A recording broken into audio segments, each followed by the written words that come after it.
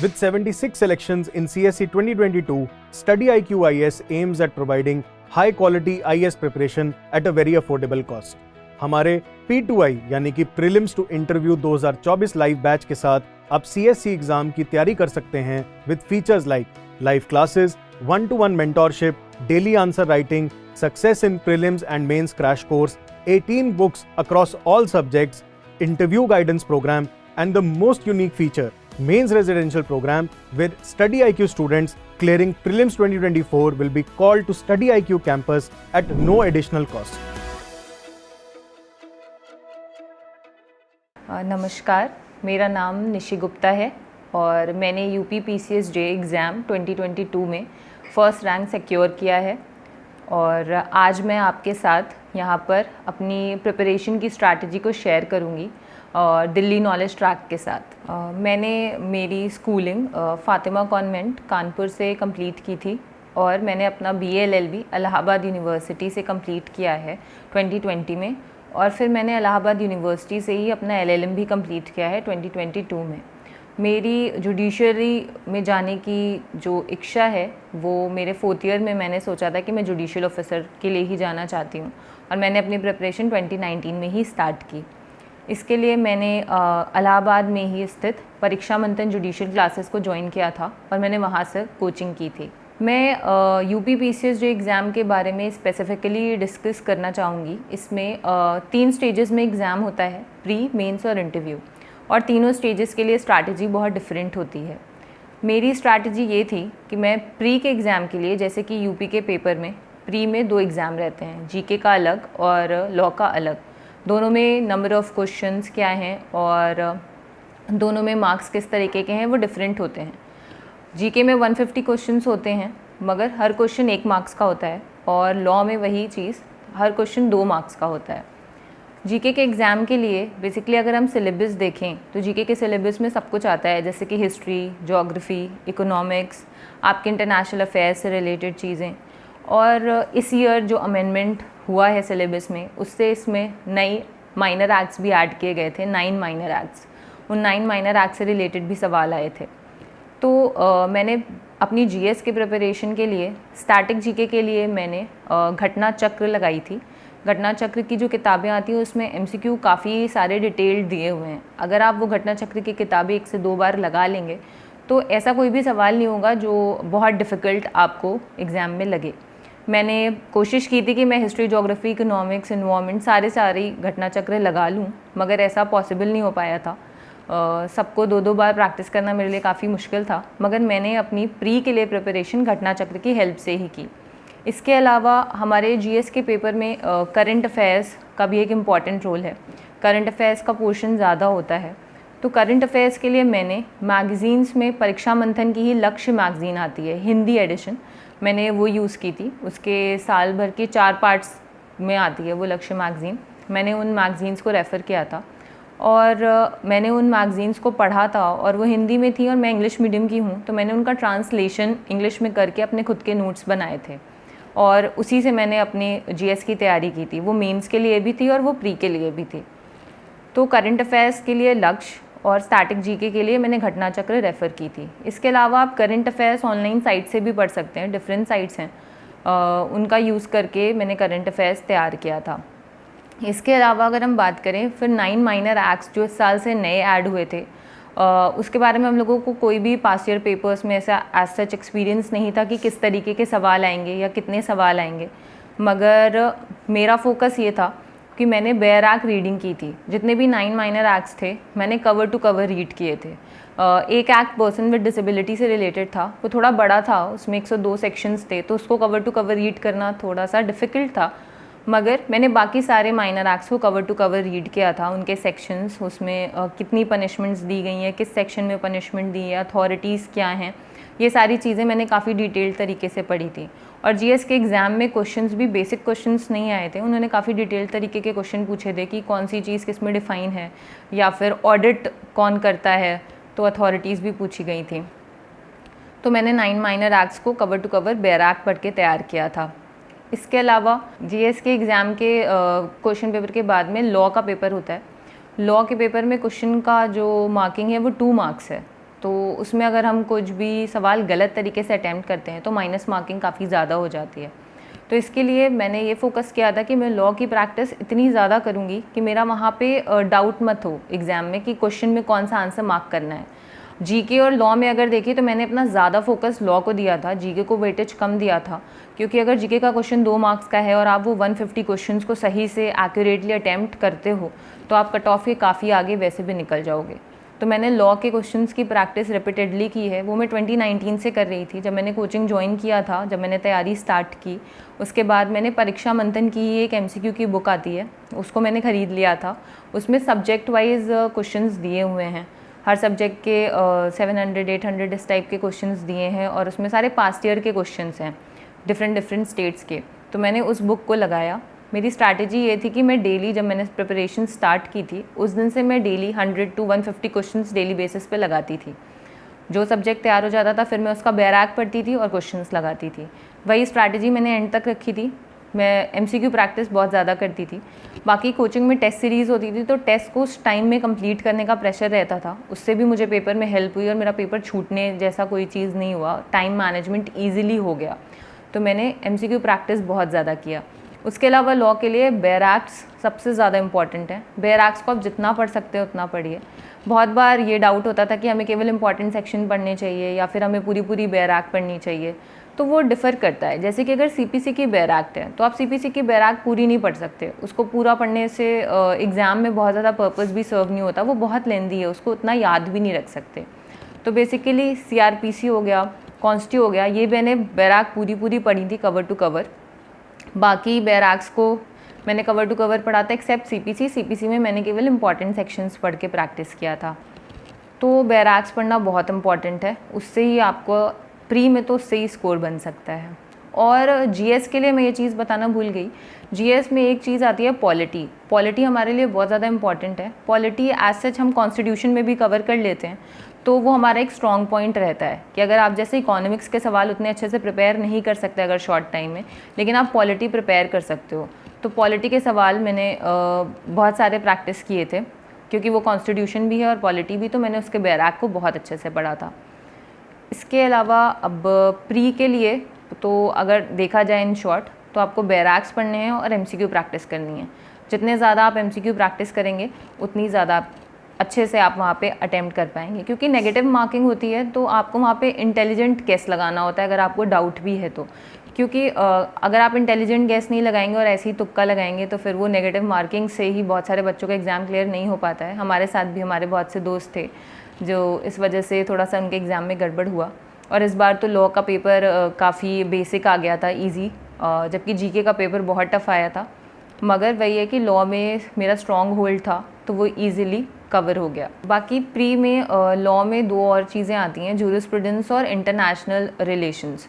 ये दोनों subjects mains में नहीं पूछे जाते मगर प्री में पूछे जाते हैं। तो इसके लिए मेरी स्ट्रैटेजी ये थी कि मैंने केवल पहले तो मैंने पास्ट ईयर पेपर्स को देखा कि उसमें किस तरीके से जूरिस्प्रूडेंस के सवाल आ रहे हैं या किस तरीके से इंटरनेशनल ऑर्गेनाइजेशंस के सवाल आ रहे हैं। उसके बाद मैंने जूरिस्प्रूडेंस के लिए परीक्षा मंथन की ही रेडी रेकनर को रेफ़र किया था। उसमें काफ़ी शॉर्ट तरीके से प्री के पैटर्न पे दिया हुआ है कि आप उतना पढ़ लेंगे तो उस टाइप के क्वेश्चंस आपके कवर हो सकते हैं। तो मैंने रेडी रेकनर को रेफ़र किया था और मैंने कॉन्सेप्ट्स को बहुत ज़्यादा डिटेल में समझने की कोशिश नहीं की थी, प्री पैटर्न से ही पढ़ा था कि मुझे चीज़ें याद रहें और मैं प्री के एग्ज़ाम में बेसिक सवाल जो है वो जूरिस्प्रूडेंस के सही करूँ।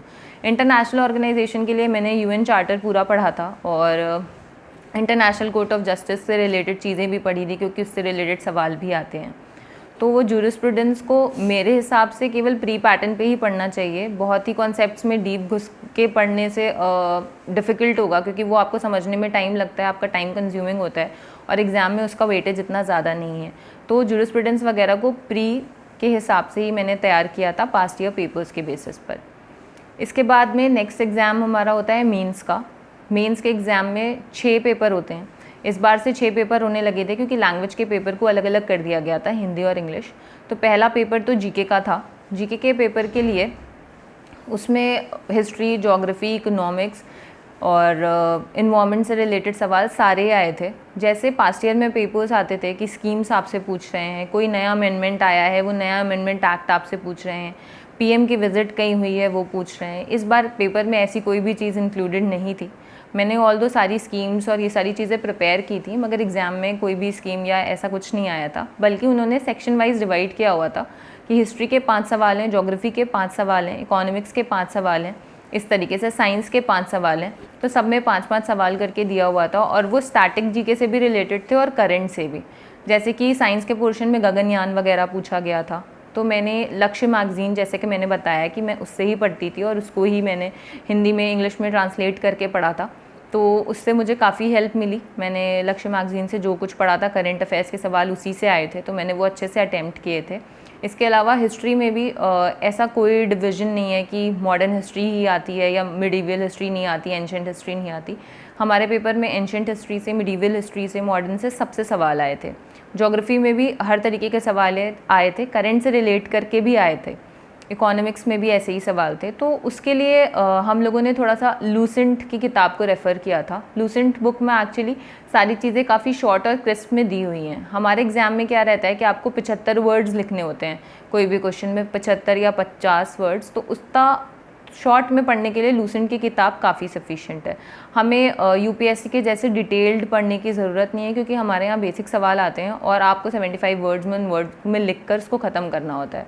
तो लूसेंट की किताब उसके लिए बहुत ही हेल्पफुल है, क्योंकि लूसेंट में सारी चीज़ें क्रिस्प एंड शॉर्ट दी हुई हैं। इसके अलावा इसमें भी 9 माइनर एक्ट से रिलेटेड सवाल आए थे। 9 माइनर एक्ट्स में कोई भी सवाल ऐसा नहीं था कि आप कुछ भी लिख सकते हो, क्योंकि वो बहुत स्पेसिफिक आए थे कि जैसे पर्सन विद डिसेबिलिटी वाले एक्ट से कम्युनिटी लाइफ पूछा था, वो पर्टिकुलर एक सेक्शन 5 है। बहुत सारे उस समय पे ये कन्फ्यूजन हो रहा था कि कम्युनिटी लाइफ आया किस एक्ट से है, मगर वो हमारे पीडब्ल्यूडी एक्ट में स्पेसिफिकली सेक्शन दिया हुआ था। और ऐसे ही डाउरी वगैरह से उन्होंने एक स्पेसिफिकली पनिशमेंट पूछी थी कि कितने रुपए और कितने ईयर की पनिशमेंट होगी। तो ये सारी माइन्यूट चीज़ें काफ़ी याद रखने वाली थी। बाकी मैंने जीएस जब प्रिपेयर मैं कर रही थी इन माइनर एक्ट्स के लिए, तो मैंने लेटेस्ट केस लॉज भी प्रिपेयर किए थे कि जो भी केस लॉ चल रहा हो। एमटीपी से रिलेटेड केस लॉज उस समय पे काफ़ी ट्रेंडिंग थे, क्योंकि उस पर जजमेंट दिया था सुप्रीम कोर्ट ने। तो वो सारी चीज़ें भी मैंने प्रिपेयर की थी कि अगर ऐसा कोई सवाल आता है तो मैं उसमें केस लॉ मेंशन कर सकूं। और इसके अलावा फिर सेकंड पेपर होता है लैंग्वेज का, सेकंड और third. Second paper English language का था, जिसमें हमें प्रेसी करना था, ट्रांसलेशन करना था और एस्से लिखना था। हिंदी में भी ऐसे ही होता है कि एक प्रेसी, एक ट्रांसलेशन और एक एस्से। तो एस्से के लिए मेरी स्ट्रैटेजी ये थी कि मैंने दोनों तरीके के टॉपिक्स अपने पास जॉट डाउन कर लिए थे। जैसे कि ट्रेडिशनल टॉपिक्स जो होते हैं, women empowerment, global warming, climate change, ये सारे टॉपिक्स मैंने एक जगह पे जॉट डाउन कर लिए थे। और थोड़े मैंने करंट के टॉपिक्स भी कर लिए थे, जैसे कि उस समय पे नेशनल एजुकेशन पॉलिसी आई थी, तो इस पे हमारे में एस्से में टॉपिक भी आया था। तो इस तरीके से मैंने करंट के जितने टॉपिक थे वो और जितने ट्रेडिशनल टॉपिक थे वो एक जगह पर लिस्ट बना ली थी। और फिर मैं डेली बेसिस पे 2 एस्से प्रिपेयर करती थी।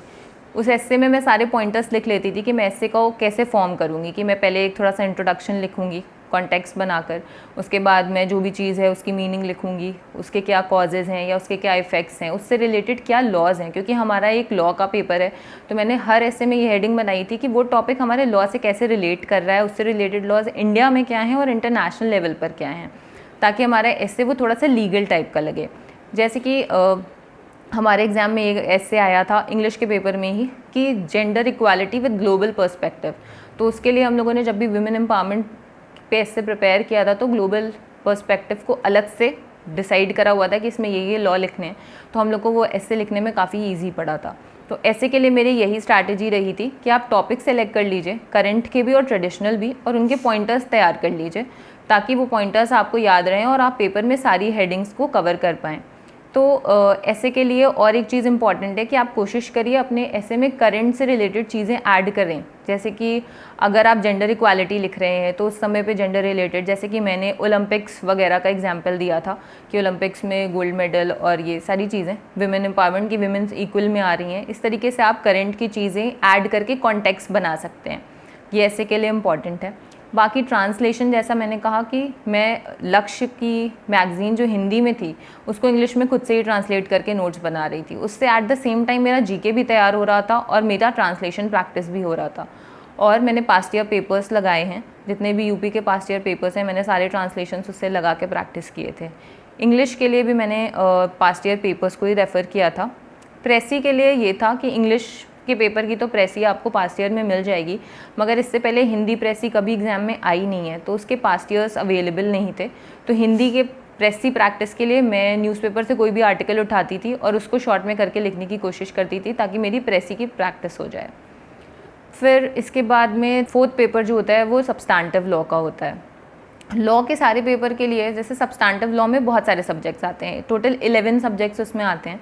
तो जनरली ये होता है कि आप कुछ सब्जेक्ट्स छोड़ देते हैं, जैसे कि ईजमेंट हो गया, ट्रस्ट हो गया, इक्विटी हो गया, क्योंकि चॉइसेस आपको दी जाती हैं एग्ज़ाम में, तो आप सारे सब्जेक्ट्स नहीं पढ़ते हैं। मगर मेरी ये स्ट्रैटेजी नहीं थी, मैंने सारे सब्जेक्ट्स पढ़े थे, मैंने कोई भी सब्जेक्ट नहीं छोड़ा था। मैंने इक्विटी भी पढ़ा था, ट्रस्ट भी पढ़ा था, ईजमेंट भी पढ़ा था, टॉर्ट, पार्टनरशिप, मैंने हर एक एक्ट पढ़ा था। और इस बार एग्ज़ाम में ऐसा ही उन्होंने किया था, उन्होंने हर क्वेश्चन में मल्टीपल लॉ के सवाल दिए हुए थे कि अगर आपने कोई भी एक सब्जेक्ट छोड़ा होगा तो आपके लिए वो सवाल अटैम्प्ट करना मुश्किल हो जाएगा।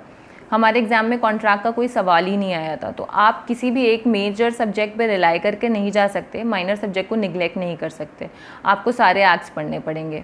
तो मैंने वो सारे एक्ट्स पढ़े थे।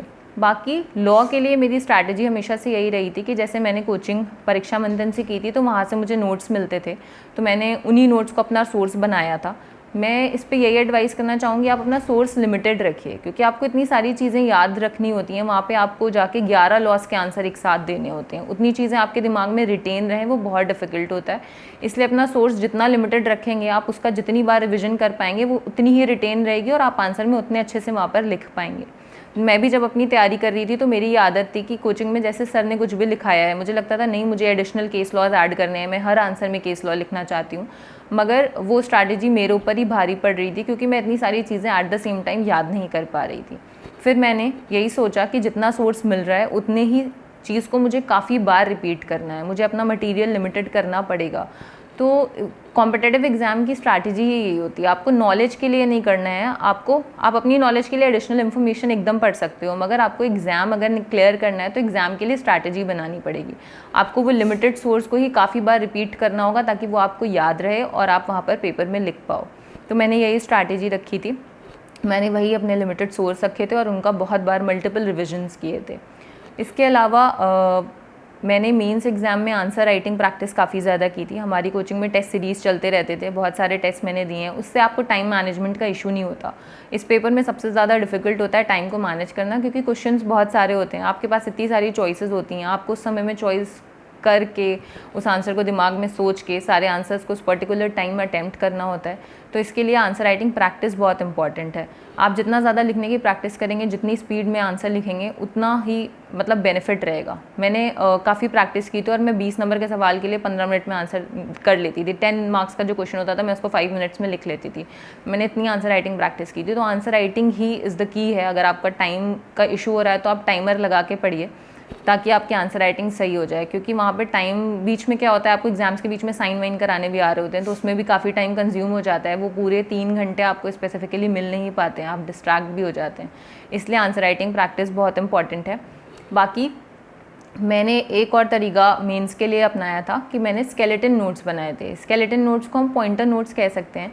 जैसे ही मेरा कोई सब्जेक्ट ख़त्म हो जाता था, मैं उसको पूरा कम्प्लीटली पढ़ लेती थी, तो मैं उसके बाद उसके स्केलेटन नोट्स बना लेती थी कि जैसे कि कोई भी एक टॉपिक है, आप समझ लीजिए कि जैसे कन्फेशन टॉपिक है, तो कन्फेशन टॉपिक में मैंने क्या क्या चीज़ें पढ़ी कि जैसे meaning of confession, types of confession, extra judicial confession है तो उनकी रेलिवेंसी क्या है, उनकी रेलिवेंसी से रिलेटेड केस लॉज, कोई एग्जाम्पल मुझे लिखना है तो वो मैं ऐसे हेड्स बना लेती थी कि मैं कन्फेशन की हेडिंग के अंदर डिफरेंट हेड्स बना लेती थी, ये चीज़ें मुझे कन्फेशन के आंसर में लिखनी है। तो वो उसके पॉइंटर नोट्स होने से ही मेरे पास इजी क्या हुआ था कि जब भी मुझे रिवीजन करना होता था तो मैं केवल उन स्केलेटन नोट्स को खोलती थी और रिवाइज़ कर लेती थी। मुझे बार बार जाके अपने नोट्स नहीं देखने पड़ते थे, क्योंकि जब एग्ज़ाम होता है तो आपको एक दिन में 11 सब्जेक्ट्स रिवाइज़ करने हैं। आप मॉर्निंग में 2 पेपर लिख के आ रहे हो और फिर आपको नेक्स्ट डे फिर से एग्ज़ाम लिखने जाना है, आप उस समय पे बैठ के अपने नोट्स से रिवाइज़ नहीं कर सकते। तो वो स्केलेटन नोट्स बहुत ही ईजी रहते हैं कि आप फटाफट उसको रिविज़न कर सकते हो। वो मेरे लिए वो स्ट्रैटेजी बहुत हेल्पफुल रही। उन स्केलेटन नोट्स से मैंने सारे सब्जेक्ट बहुत ही ईजिली एग्ज़ाम के एक दिन पहले भी रिवाइज़ कर लिए थे। तो वो एक अच्छी चीज़ है। उसमें आप सारे केस लॉज मेंशन कर सकते हैं कि किस टॉपिक में क्या क्या केस लॉ आपको लिखने ही हैं। और ऐसे यही होता है कि जब आपको अपने स्केलेटन नोट्स याद होते हैं, आप एग्ज़ाम में वही क्वेश्चन आता है, आप फटाफट से वही स्केलेटन नोट्स के पॉइंटर्स को याद करते हो और फटाफट पूरा आंसर लिख लेते हो। इससे आपकी कोई भी हेडिंग मिस नहीं होती, कोई भी केस लॉ मिस नहीं होता। तो ये स्ट्रैटेजी भी मेरे मेंस एग्ज़ाम में काफ़ी हेल्पफुल रही थी। तो सब्सटैंटिव लॉ के लिए तो यही है कि आपको सारे लॉज पढ़ने हैं, कोई भी लॉ को छोड़ के नहीं जाना है।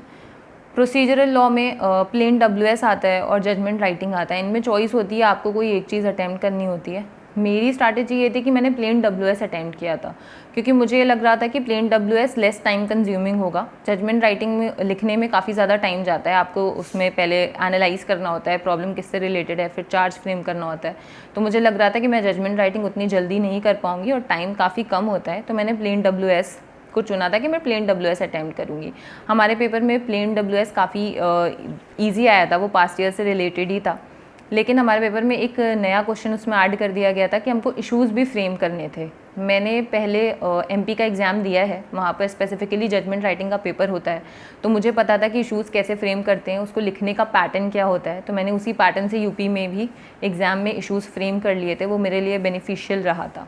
बाकी plain WS less time consuming होती है, इसलिए मैंने प्लेन WS ही अटैम्प्ट किया था और मैं यही सजेस्ट करूँगी, क्योंकि जजमेंट राइटिंग में आपको काफ़ी एनालाइज करना पड़ता है और वो टाइम कंज्यूमिंग होता है।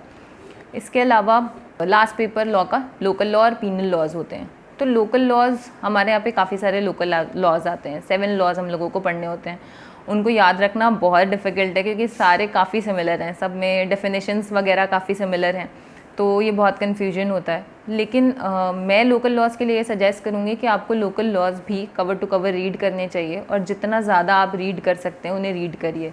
अगर आप उसको मेंस प्री निकालने के बाद पढ़ने के लिए रखेंगे तो वो फिर आपको बहुत डिफ़िकल्ट होगा कि आप दिए हुए उन 40 डेज़ के टाइम में पूरे मेंस के लिए लोकल लॉ को पढ़ के तैयार कर पाएँ। मैंने लोकल लॉज को पहले से पढ़ने की आदत डाली थी, मैं उनको रीड करती रहती थी बैराक में, और उसमें शॉर्ट में एसेंशियल्स बनाती रहती थी। डेफिनेशन क्लॉज, अगर किसी चीज़ की डेफिनेशन है तो वो मुझे कैसे लिखनी है, उसके सेक्शन क्या है, ये सारी चीज़ें मैं याद करती रहती थी। तो लोकल लॉज में आपको रीडिंग करनी पड़ेगी, आपको बैराक रीड करना पड़ेगा।